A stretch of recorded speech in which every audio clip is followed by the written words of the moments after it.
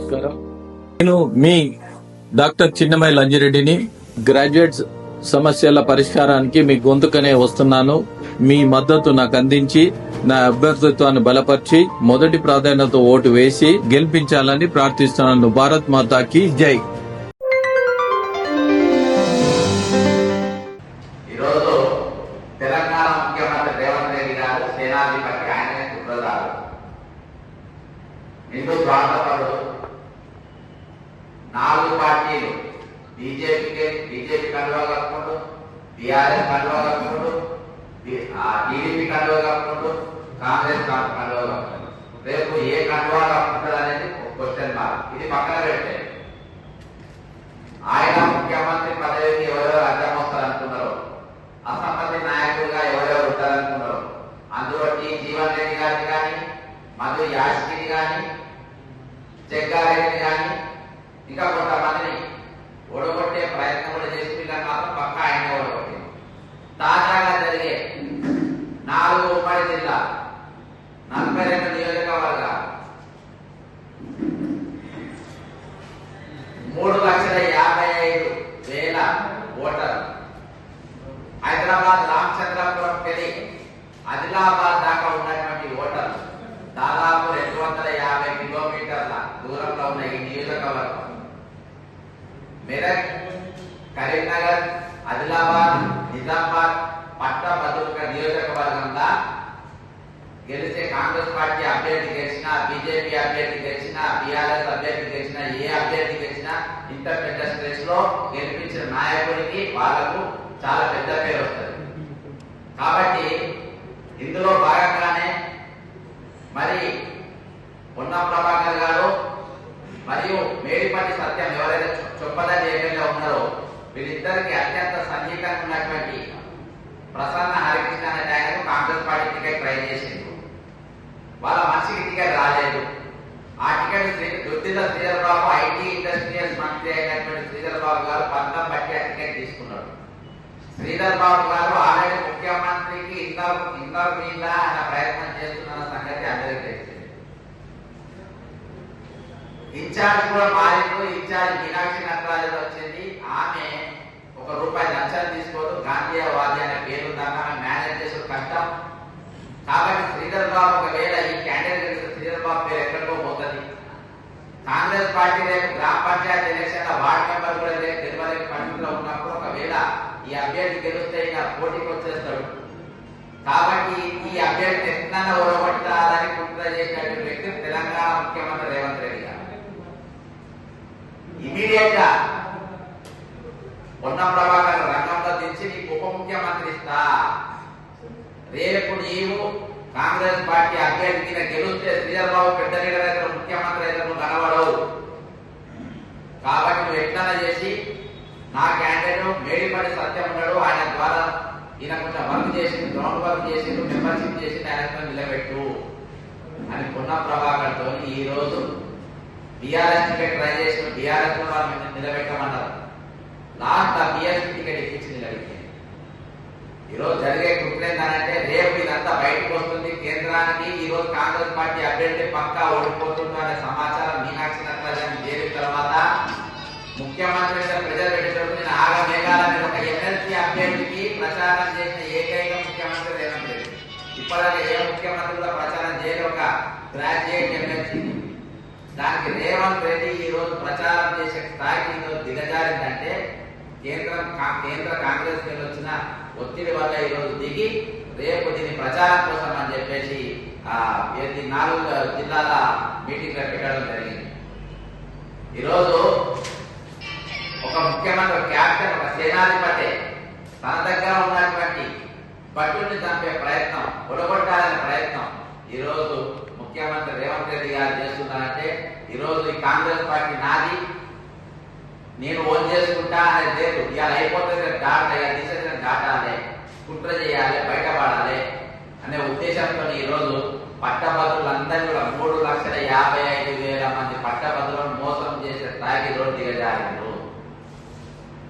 ఈరోజు ప్రెజర్ పెట్టి పొన్నం ప్రభాకర్ తుపాకీ పెట్టి శ్రీధర్ గెలిస్తే నా పదవి పోతుంది, ఆయన ఎక్కడ ఉంటాడో నీ పదవి ఉంటుందో లేదో అనే ఎమోషన్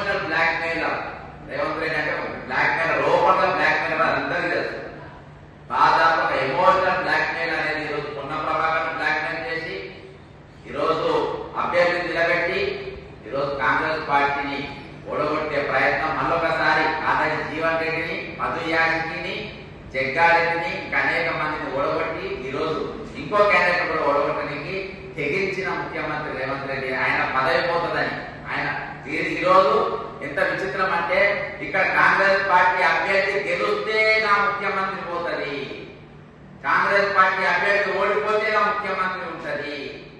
ఈరోజు రేవంత్ రెడ్డి బతికి ఎక్కడ ఉందంటే ఇక్కడ కాంగ్రెస్ పార్టీ అభ్యర్థి ఓటమి గెలుపుల పైన ఆధారపడి ఉన్నది. అందుకనే ఆయన ఎవ్వరు నమ్మలేదు. ఇక్కడ గంగాధర్ కూడా కుట్రపూరితంగా దింపారు. గంగాధర్ ఓట్లు కింద చీల్చుకుంటే కాంగ్రెస్ పార్టీ గెలిచే అవకాశాలు ఉంటాయని చెప్పేసి బ్యాక్గ్రౌండ్ స్కెచ్ మొత్తం తిప్పి ఆయన డ్రాప్ అయ్యేటట్టుగా చేసింది. ఇదంతా ఒక మహాకుట్ర. కాబట్టి ఈరోజు మీరు తెలంగాణ విజ్ఞులు, గత ప్రభుత్వం మీద 179 కేసులు చేసిన, మిషన్ భగీరథ చేసింది నేనే, మిషన్ కాకతీయ చేసింది నేనే, కాళేశ్వరం పిటిషనర్ నేనే, ధరణి అనేది ఒక అడ్రస్ లేని టెరాసిస్ కంపెనీ, క్వాంటెల్లా కంపెనీ ఎక్కడికి వచ్చినాయని చెప్పి అది బయటకు తీసింది నేనే, వరంగల్ సెంట్రల్ జైలు కుదబెట్టిందని చెప్పి తీసింది నేను, గ్రూప్ 1 ఎగ్జామ్ పేపర్ లీక్ అయితే అది బయట తీసింది నేను. దాంతో సహా ఈరోజు అనేకమైన ఇయార్కి 8,50,50,000 కోట్ల అప్పు ఏమేమి కుదబెట్టిందో చెప్పిన. లాస్ట్ సెంట్రల్ జైలు కుదబెట్టిండ్రు, సివిల్ సప్లైల గుడుసులు కుదబెట్టిండ్రు, ట్రాన్స్ఫార్మర్ కుదబెట్టిండ్రు, పోలీస్ జీబులు కుదబెట్టిండ్రు, పోలీస్ వాకింగ్ యాక్ట్ కూడా కుదబెట్టిండ్రు. హైదరా రంగనాథ్ ఇల్లు చెరువులో ఉందని చూపించింది సమాజానికి నేనే అని చెప్పడానికి కారణం ఏంటంటే ఈరోజు చెప్పిన పనులు చేసుకోకుంటే కూడా ఈరోజు జనానికి అర్థం లేని పరిస్థితి. కాబట్టి నేను ఖచ్చితంగా రేపు కౌన్సిల్లో ఉండాల్సిన పరిస్థితి. ఈరోజు తెలంగాణ ఆత్మగౌరవం 8,50,000 కోట్ల అప్పు, 40 లక్షల మంది నిరుద్యోగులు, 3,67,000 ఖాళీలు. ఈరోజు అన్ని వనరులు ఉన్నా అల్లున్నట్టు చెరుకుంటే ఈరోజు తెలంగాణలో అన్ని ఉన్నా కానీ కావాలని అప్పు చేస్తూ వాళ్ళు జేబులు నింపుకొని. కాబట్టి ఒక పెద్ద చర్చ ఈరోజు బహిరంగ ఒకటే నిమిషం, లాస్ట్ 1 మినిట్ అంటే 60 సెకండ్లు చెప్తా. ఈరోజు 2011 యూపీఏ సర్కార్ చేసినటువంటి సర్వేల తెలంగాణ జనాభా 3,50,00,000 పక్కన పెడతాం. 2014 కేసీఆర్ చేసిన సర్వేల 3,68,00,000 పక్కన పెడతాం. రేవంత్ రెడ్డి గారు చేసిన సర్వేల 3,54,00,000. అంటే జనాభా తగ్గింది. సింపుల్ లెక్క చెప్తా. రేవంత్ రెడ్డి గారిని సర్వే చేయకూడదు, ఒక లెక్క రాయాలి. ఎట్లా చెప్పారు? 18 సంవత్సరాలు దాటి ఓటకున్న వాళ్ళు ఈ తెలంగాణలో 3,32,00,000 అబద్ధమైన వృద్ధి అని. 10వ తరగతి పరీక్ష రాసిన వాళ్ళు బోర్డ్ ఆఫ్ 10th సెకండరీ లెక్క ప్రకారం 5,50,000 మంది. అంటే ఎల్కేజీకి వెళ్ళి 12th క్లాస్ వరకు 14th క్లాస్ ఉంటే 14th క్లాస్ 5,50,000 మంది ఉంటే దాదాపు వీళ్ళు 18 లక్షల మంది వీళ్ళే ఉంటారు. అంటే 3,54,00,000 ఇటు 70 లక్షలు వేసుకుంటే నీకు 4,20,00,000 లెక్క ఇక్కడ ఆన్ పేపర్ వచ్చాయి. ఇక్కడ పచ్చి అబద్ధం. ఈ రోజు నేను గూగుల్ కొట్టి వస్తుంది, మీరు పెద్ద ఏం చేసే అవసరం లేదు, గూగుల్లో కొట్టి వస్తుంది. ఈ రోజు పెద్ద మనిషి అంటారు బీసీలు 20 లక్షల మంది లెక్క పెట్టమని చెప్తున్నారు. లెక్క పెట్టి అదే లెక్క చెప్తున్నా. 10వ తరగతి రాసింది. ఇంకా పుట్టిన పిల్లలకి మొదలుపెట్టి స్కూల్ పోయి పిల్లల వరకు చూస్తే వాళ్ళు ఎంతమంది అంగన్వాడీ చెప్తారు. రేవంత్ రెడ్డి అంగన్వాడీ రాస్తే వాళ్ళు చెప్తారు ఎంతమంది పుట్టిందని.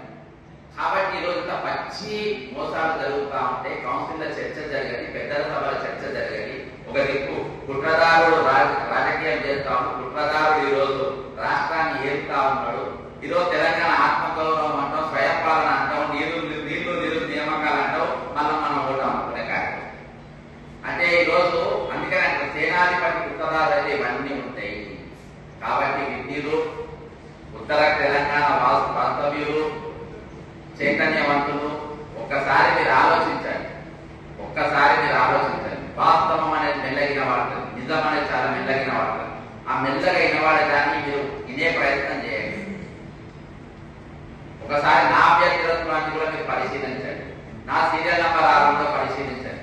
ఇంత పెద్ద కుట్ర ఉందని చెప్పేసి నేను సీక్వెన్స్ తో సహా చెప్పాను. ఈరోజు తెలంగాణ జనాభా ఎంత సత్యమో రేవంత్ రెడ్డి కాంగ్రెస్ పార్టీ అభ్యర్థి ఒడగొట్టడానికి చేస్తున్నటువంటి కుట్ర కూడా అంతే సత్యం అని చెప్పుకుంటూ సెలవు తీసుకుంటున్నా. జై